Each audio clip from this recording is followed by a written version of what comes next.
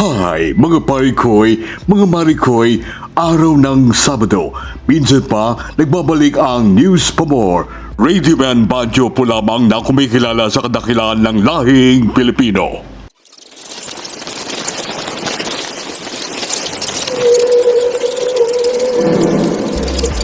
Sa panahon ng kampanya sa ating mid-year elections 2025, malayo pa ngunit mainit na ang kampanya. Sa hanay ng oposisyon, sa gitna ng kampanya, sinabi ni dating Pangulong Rodrigo Duterte na dapat raw patayin ang 15 senador para makapasok silang lahat.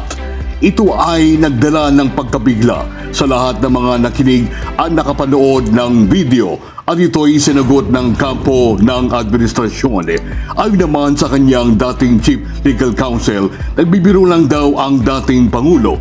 Narito ang bahagi ng talumpati ni dating Pangulong Duterte at Pangulong BBM. Marami kasi sila. Ano dapat ang gawin natin?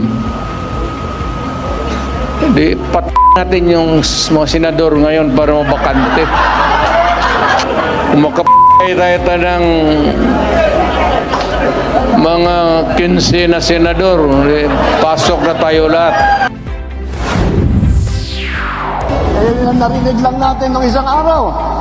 Wala daw pag-asa. Siguro, kanina wala silang pag-asa. Kaya papatay na lang sila ng 15 na senador. Ay, talaga, sabagay.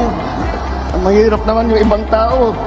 Ang iniisip lang nila, ang kaisa-isang solusyon sa lahat ng problema ay pumatay pa ng Pilipino.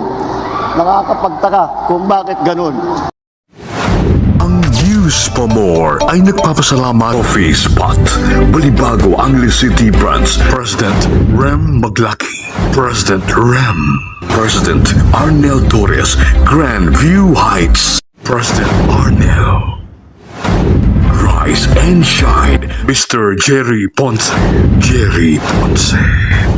AIM Church Mabika, Pastor Jule Mione, Pastor Jule, God's Beloved Church, Bagalang Pampanga, Pastor Joel Cunanan, Pastor Joel, Vice Mayor BJ Lagman, Vice Mayor BJ, Retired U.S. Navy Ron Espiritu, U.S. Navy Ron.